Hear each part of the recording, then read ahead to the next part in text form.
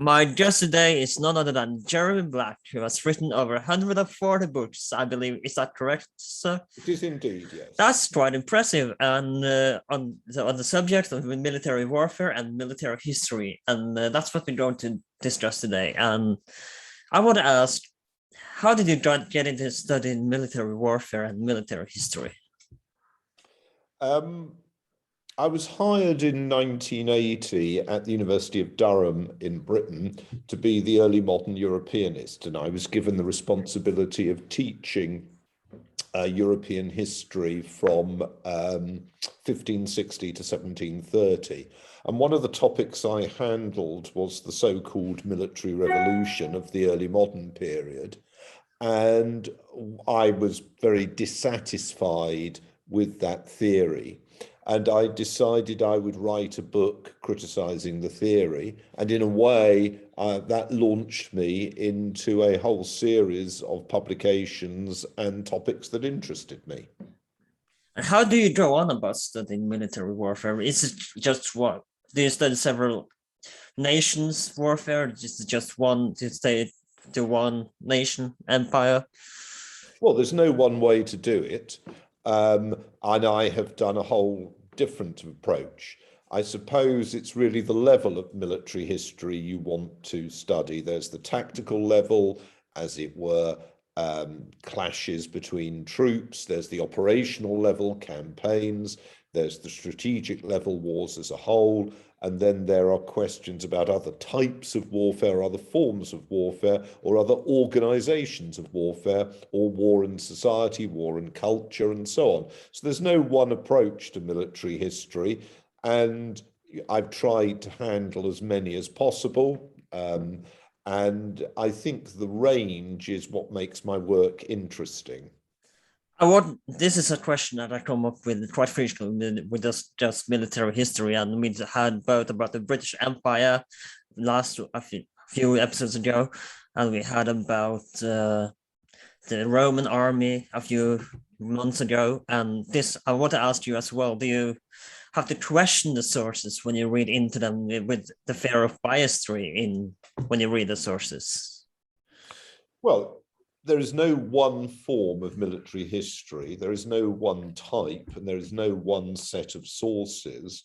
And obviously, the nature of sources would vary. I'm not a historian of the ancient world, but the sources available if you were studying a conflict in, shall we say, early Assyria, are different to the sources available were you studying, let us say, the Iran-Iraq War of 1980 to 1988. So I don't think there's any uniform nature of sources. All historians need to be skeptical and questioning of the interpretations that are often advanced. There is frequently a glibness in analysis, which is troubling, but equally, if you just present a subject without theory, you end up with a often disappointing series of just accounts of clashes which don't enable you to draw any general overarching interpretation. So what I've tried to do is look for overarching interpretations while at the same time being skeptical of the very process of drawing them. And that's how I think, in my view, one ought to do the subject, but others would have differing interpretations. And I don't know if this is a relevant question, and I apologize if it's not, but one thing, when there's one typical book, and I'm sure I feel like we kind of have to discuss this in this episode, The Art of War, and I tend to make an own episode about the book, but have you seen military tacticians throughout history when you read about military history using the art of war because it's quite influential in the history, even today it's still relevant. Have you seen military tacticians and generals use the art of war as a tactical use, to put it that way? Well, I mean, for most cultures, we don't know how they conceptualized warfare because for most cultures, we don't have any written sources. And there is, even if you go to more recent history, let us say the history of the last 600 years, there is a problem that our accounts are inevitably overly directed towards particular societies, so that we tend to know more about France than, say, Madagascar, or we know more about China than New Guinea. So I would be very loath to say that there is some kind of aggregate global score. What I tried to do in this book that I've just brought out, A Short History of War, which Yale University Press has published, is to try and decenter the standard narrative and the standard analysis, which is on the whole very Western centric, with a powerful dollop sometimes of China as well.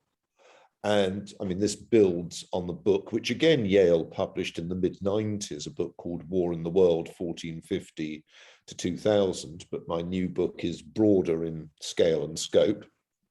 And in each case, I've tried to argue that the standard interpretations of war are desperately limited, that the analytical methods are desperately limited because of the often very parlous, small source base, and also because of the habit of treating major societies, so-called, so defined, as the principal drivers of the analysis of war, and also because of often very crude interpretive accounts. For example, interpretive accounts in terms of materialism, the notion that the state or society that has the most resources is going to win, which of course is simply not the case. I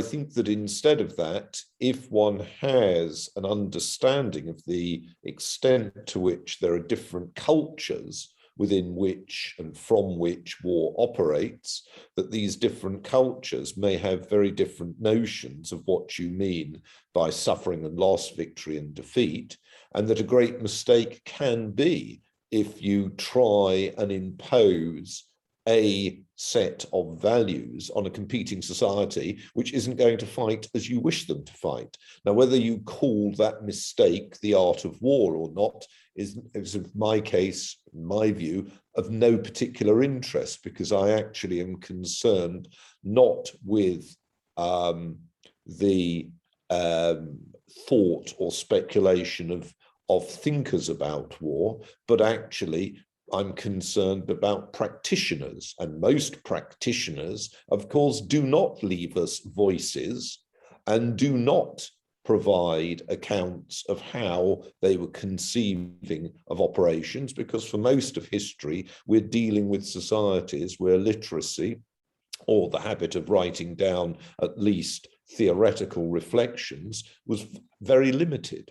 So I'm not particularly interested in what I regard as an atypical and actively misleading set of sources. And I'm also rather critical of many of the historians who've sought to try and fit or shoehorn the world into some military explanatory model based upon a civilizational approach. Now, whether that is Michael Howard's approach to war or Geoffrey Parker's theory of the early modern military revolution, I find these unconvincing because they do not allow sufficiently for other cultures that took different trajectories and had different understandings and assessments. And I think that pattern remains the same to this day, and may well, in fact, become more pronounced rather than less pronounced. And talk to me about your new recent book. What is, you talked a little bit, but elaborate a little bit about what your latest book is about and how the sources used. It's a short history of war in 40 short chapters, each of 2,000 words, which really does hone down what you want or can say.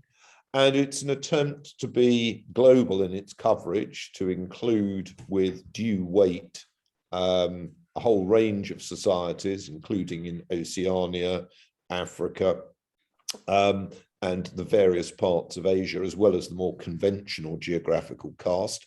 And in order to do that, as I make clear, I leave out some of the classic European conflicts, or downplay them, or don't mention some famous battles, because I think that these are not necessarily of any particular consequence outside Europe as a whole. And I don't think it is helpful to write a history of war around a continent which up to 1500 had only a limited impact on the rest of the world.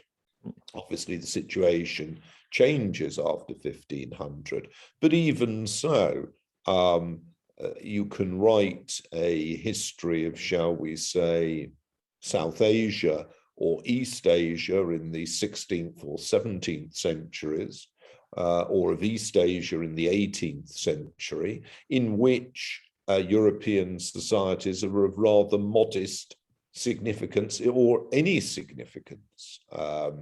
And if you're looking even into, for example, India in the 18th century, the major invasion of India, for example, in the mid-18th century is not the operations of the British in Bengal, however famous Robert Clive and the Battle of Plassey was, but actually the Persians seizing Delhi and defeating the Mughals in 1739, or the Afghans doing the same in 1761. And I think that there is a lot of selectivity. You can see the same thing in, for example, some of the books of famous battles. There's a particularly bad book by Richard Overy on this, in which he seems to imagine, well, he's clearly ignorant about most non-European history. And I think that this then becomes, for a lot of historians, self-fulfilling. They only know a limited amount, and therefore they write their account of significance and build up their analytical framework around the little they know. And what I deliberately tried to do in this book and in the bigger Yale book, the earlier one, was to actually try and provide the information to enable people to have a better grasp of the global history of war. Now, you mentioned that European battles isn't really significant outside of Europe, but wouldn't you say that the siege of Vienna was rather significant with Suleiman? Oh, I didn't say all European battles, but I mean, for example, one of the battles I said that was of limited significance really is the Battle of Sadowa, Königsgrätz in 1866. Prussia beats Austria, fine. But what is the significance of that? By 1945, Germany is in ruins. There are Soviet troops in both Vienna and Berlin. What was actually the long-term significance of Prussia, not Germany, of Prussia beating Austria in 1866? So I think one has to be very careful of assuming the standard narrative that is often presented, and actually need to ask some questions about it. The battle you're citing, the second siege, or the second Ottoman siege, I should say, because there'd obviously been many non-Ottoman sieges, of Vienna in 1683, is of consequence precisely because it is a siege which marks the apex of the Ottoman advance in Europe. Far less consequential, for example, was the French advance on Vienna in 1741, or even Napoleon's capture of the city in 1805, because Napoleon was as dust by 1815. And, you know, one has to, again, to avoid the sense that somebody like that, who went down to total failure, and the Napoleonic Empire went down to total failure, the actual significance of that needs to be put in question marks. And I would agree with you on that point. And as you can see as well with Napoleon, the Napoleonic Empire and the capture of Moscow was also a total failure. Yes, I think Napoleon, I've got a book coming out with Roman and Littlefield in the United States on the strategy of the French Revolutionary Napoleonic Wars. And it seems to me that the two powers whose strategy we should focus on are the victors out of the Napoleonic Wars, which are Russia and Britain. Russia, for example, in 1815, on the third anniversary of Borodino, the Tsar of Russia, Alexander I, reviews the Russian army at what is now Disneyland, to the east of Paris. There is a weight and significance of Russia also shown by the extent to which between 1790 and 1815 it had also defeated the Ottomans, the Swedes, and the Persians, the Iranians. So Russia is clearly a global force of military significance, as is Britain. Britain not only defeats French forces, but also between 1790 and 1815 expands and strengthens its position both in India and around the Indian Ocean, and becomes even more clearly the leading naval power in the world. Now, it seems to me that these are of strategic significance far greater than the rapid overthrow of the French Empire. Now, I want to discuss the Battle of Moscow a little bit, and I wanted to ask what went wrong for Napoleon in the Battle of Moscow. Well, we all know the winter came, and it's a big player in this game for his failure, but it can't have been just the winter. It must have been a little bit more complicated, or is it? You're right. You're talking about the 1812 campaign, the failure of that campaign. You're absolutely right. It was based on a seriously flawed military and political analysis. The seriously flawed analysis is that it would be possible to defeat Alexander and force him to the negotiating table. In other words, a given output, defeat of Alexander, would lead to an outcome, Alexander surrendering. This was a totally flawed analysis. On top of that, Napoleon underrated the fighting caliber of the Russians, and that was stupid because the French had already experienced that fighting caliber in the War of the Second Coalition and the War of the Third Coalition. And Napoleon himself had experienced it at Eylau and Friedland in 1807. So that was a double stupidity on his part. So Russian fighting quality, Russian resilience, a failure to appreciate that the Russians would negotiate peace with the Turks, which they did in 1812, and thus enable them to concentrate against the French. That was significant. The serious logistical disaster of the French campaign, all of these were of great consequence, irrespective of the weather. And in many senses, the Germans were to replicate these faults in 1941. I want to talk about that a little bit as well, because what makes Russia such an unconquerable nation? Is it with the weather, but it's also what Germany tried to. Can I just say, Russia isn't an unconquerable nation. I mean, I can think of the Mongols did pretty well in the early 13th century. Didn't the Han Empire as well conquer Russia? And in fact, the Poles managed to, keep a garrison in Moscow during the Russian time of troubles. I think it's not so much, and of course, although Russia, I mean, Russia is defeatable, all right? It's defeatable. After all, it was defeated in the First World War.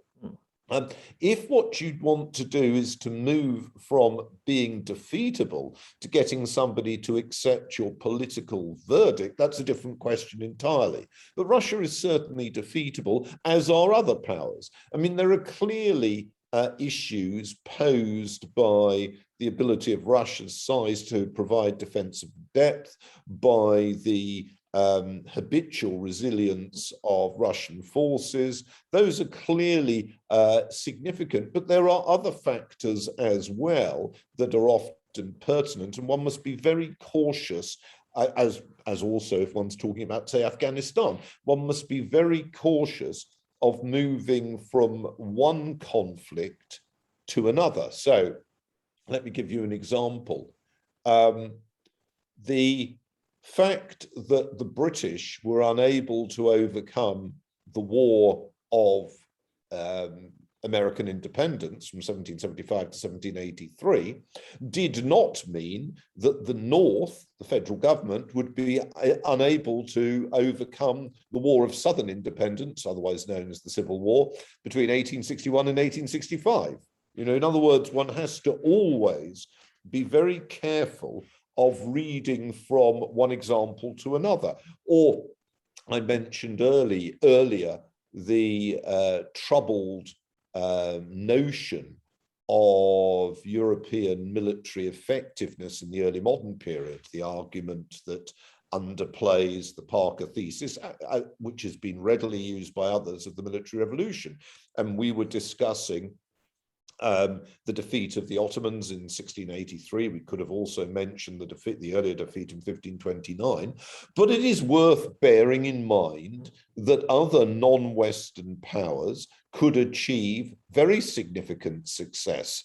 I mean, the total destruction of the invading Portuguese army by the Moroccans in 1578, and there isn't another land invasion of Morocco till 1844. I mean, that's a pretty sensational, yes, Peter the Great captured Azov from the Ottomans, but he then gets defeated and forced to surrender at the Pruth in 1711, and so on and so forth. Or yes, you could emphasize the fact that the Russians are able to advance across Siberia, where the principal opponents are climate and scale, in the early 17th century. But it's worth bearing in mind that in the 1680s, they are beaten by the Chinese in the Amur Valley, and they do not can come to conquer that till 1858 to 1860. So one has to be very careful as to where you take your headlines from. And this underlines the point I've been trying to make earlier, that a lot of the work on general military history is often of very poor quality and inadequate. And the trouble is that because the vast majority of historians are non-military historians, they don't want complexity. What they want is a simple account that helps to give them their answer. So they throw out some kind of cliche like war made the state and the state made war, or a cliche, the very term a military revolution is a cliche. They throw these out as if they answer the problem. They've slotted war into their interpretive schema, but that, of course, is deeply flawed, because military history, like any other form of history, is complex, capable of multiple interpretations, has issues, as we were discussing at the outset, with the nature of the sources and the reliability of the sources and what you can make of the sources. And all of those points mean we should be cautious. And speaking of cautious, how do you know that this is a source that I can trust, that I think we can go with this source? Is there such a thing? Well, one's got to be careful. I mean, I wrote, for example, a history of the Battle of Waterloo. And one of the things I used for that was the printed questionnaires that were sent to British officers who were veterans of that campaign by a man called Sibthorne, who was trying to produce an analysis of the battle, including a detailed plan of it, model of it. And he sent a series of uniform questions, this printed questionnaire, sort of, what time were you first under fire? What was the French unit opposite you? Mark on this map with a cross where your unit was, these sort of questions. And you will not be surprised to hear, and this was within living memory, obviously, that a lot of the answers from the same units were very varied. You will not be surprised to hear that there were bitter disputes, even in Wellington's lifetime disputes that led to printed controversy as to, for example, which British units were instrumental in the defeat of the final advance of the French Imperial Guard, what the British light cavalry had been doing in the latter stage of the battle, etc., etc. And that's a battle for which was on a very compact scale, for which went on many hours, for which the British Army did not on the whole, particularly if you're talking about the infantry, move its positions very greatly. And nevertheless, that was not easy. And then you get other accounts. There's a marvelous book on the Battle of Salamanca of 1812 by the Antipodean scholar Rory Muir. And Muir talked in that battle about the unreliability of a lot of the sources.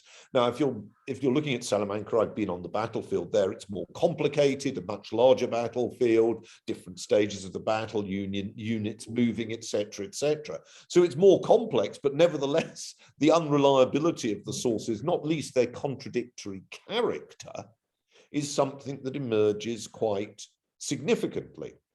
So you've got that dimension at the tactical level. In other words, what actually happened. Then you've got what interests me more. I mean, I've written tactical military history. I've written about a number of battles, Culloden also, for example, but I'm more interested in the strategic dimension. And in the strategic dimension, the sources are, as it were, adequate and inadequate. They're adequate because what they claim to be is an account of how you suppose your interests are going to be advanced by certain stages of planning, certain operational plans, and how you think your opponents are doing. They're inadequate because we tend to underplay the subjective and in particular political nature of these things. I mean, bear in mind, an officer, a general, is just a politician in uniform. I don't mean by that they're any better or worse, but they have reasons for advancing particular strategies and for adopting particular points of view. And let me give you an instance. If you go to the National Archives at Kew in Britain, you will find a series called General Headquarters Papers, which relates to the correspondence in 1781 between Cornwallis, the British Commander-in-Chief in the southern states of the United States, and the overall British Commander-in-Chief in North America, General Sir Henry Clinton in New York. The two men incidentally hate each other. And Cornwallis is repeatedly saying, we cannot be expected to succeed unless we are sent much more help. Why is that? Because we are under enormous pressure. The locals are hostile. There are supply issues, etc., etc., etc.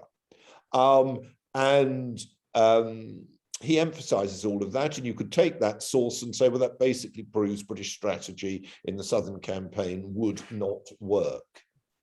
Or you could take the papers from precisely the same moment sent by Nathaniel Greene, the American commander-in-chief in the South in 1781, back to George Washington, held in the Green Papers in the Library of Congress, and also obviously the other side of it in the Washington Correspondence. And what do they say? The locals are all hostile. We haven't got enough supplies. We're obviously bound to fail. Unless you can send help, what do you expect? So in other words, what you've got there are two sets of accurate sources, if what you mean by accurate is them representing a point of view, but they only can be understood or should be understood in terms of their relationship with each other. I want to talk about military strategy in the early 1800s. And is this when we start to see trench warfare start happening in the early 1800s, the military strategy? No. Military strategy in the medieval times and late 1800s is not my strong suit. No, Trench warfare, if you mean shorter trench systems, are part of any attempt to, not every, but any attempt to take part in siegecraft. And you see them famously in the Siege of Petersburg in the last stages of the American Civil War. Trench warfare, if you mean continuous front lines which are entrenched, are a characteristic or become a characteristic of World War I. As far as strategy is concerned, I mean, I've written a couple of books on strategy, and in the bigger one is the Yale book called Military Strategy, A Global History, which I think, you know, your listeners might find interesting. And if you look at that book, what I argue is that although the formal language of strategy is essentially developed in the late 18th century, the practice of strategy prefigures the word, and that shouldn't surprise us. The same thing is true, for example, of geopolitics. Geopolitics as a term begins in the late 1890s, but obviously geopolitics as a practice was prior to that. So that a term and a practice are not coterminous. So what is the strategies we start seeing here? If you in general, like in European, we can start with European and move on over later. But when? Which period? Let's say 1800s to put it that final period. So by 1800s, you mean the period from 1800 to 1900? Yes. Yeah. Well, there's no one type of war. The strategy, for example, in a civil war like the three Carlist wars in Spain is very different from a strategy in a war of intervention, such as the Russian intervention in Hungary in the late 1840s. That in turn is very different from a state-to-state war fought for limited goals and without trying to, as it were, overthrow the other state completely, as in the Prussian approach to Austria in 1866.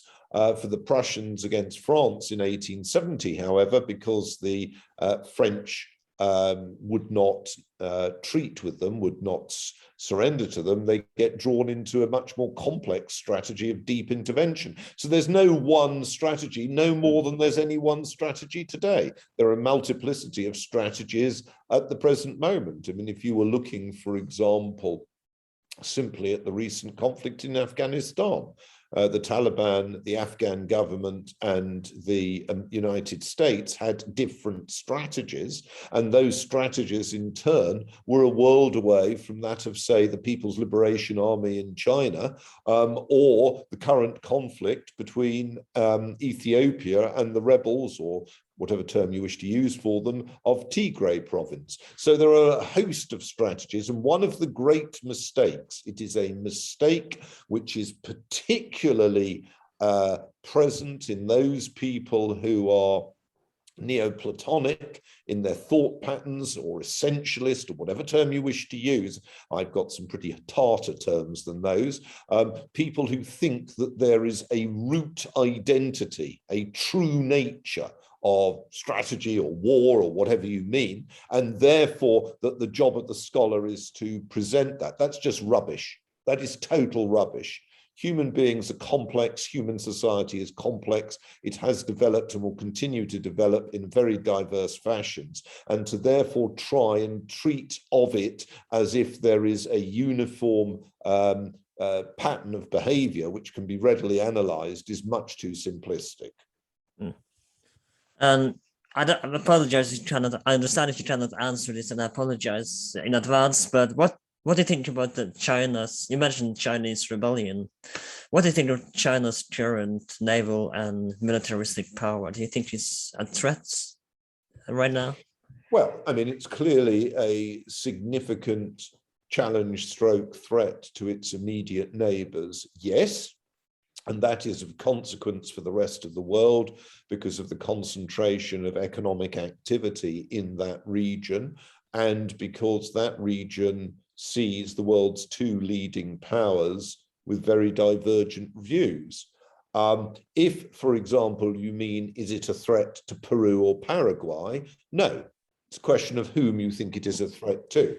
But yes, it is clearly a matter that should trouble us, partly because it's entirely possible that conflict will begin without people thinking through adequately the possible or indeed likely responses of others. I want to talk about some Asiatic powers because we talked a lot about Europe, and I want to talk about the Japanese military during World War II, if you don't mind. No, I don't mind at all. How did they? What can you tell me about the Japanese military power and strategy and general and how Well, they fought in? if you want to look at the strategy of World War II, again, I have a book on that called The Strategy of World War II. It's come out this summer, and clearly it's, we need to be bringing the podcast to a close, because I don't want to simply repeat or summarize what I've laid out in books with often some complexity and some detail. But essentially with Japan, again, we have the problem that there is more than one decision-making body within Japan. If you want to simplify it, and this is a simplification, you can think of it in terms of the army and the navy. The army is divided essentially between those people who are most concerned about the Soviet Union, those most concerned about China. The navy is understandably more apt to see an oceanic set of issues, problems, and opportunities for Japan. Conflict obviously begins in 1931 in the case of the Manchuria episode, and then full-scale war in China in 1937. But that is for example, if you're looking at what the Navy is doing in 37, 38, 39, that's essentially a matter of supporting the army in its operations, amphibious operations, for example, the capture of Canton or Guangzhou, however you want to call it, in 1938, operations against Shanghai earlier. These are very different from the kind of carrier conflict which the Japanese become involved in 1941. But again, one of our great problems tends to be the frame of reference we adopt. If you're adopting a frame of reference in terms of the War of the Pacific and conflict between America and Japan, then China can be reduced to a lesser factor. But you could turn that on its head and say this is a flawed account of Japan's situation and Japan's strategic circumstances. I want to ask you about this because do you think that we can draw similarities to China's naval power and militaristic power now to what Japan? Of course, it's a different time period, and military technology has advanced significantly since the World War II. But do you think it's kind of a similar situation that with Japan and China right now from World War II? That's very interesting. That's very interesting. I mean, I think what I would say about that is, although the modern People's Republic has landward challenges, not least border differences, which can be violent with India in the Himalayas, most of China's landward frontiers are currently stable. And there is an alliance with Russia, which has the longest of the landward frontiers, whilst Burma, for example, is in effect a Chinese client state. That is very different to the situation the Japanese were in on the continental landmass of East Asia in the 1930s, because not only were they operating against China, but they also had, as you will know, clashes with the Soviets, significant clashes in both 1938 and 1939. So I would say Japan's strategic position was in a very different strategic position then to that of China today. But I think it's an interesting comparison that you draw. And the reason that comparisons are always interesting is because the contrasts can make them more instructive.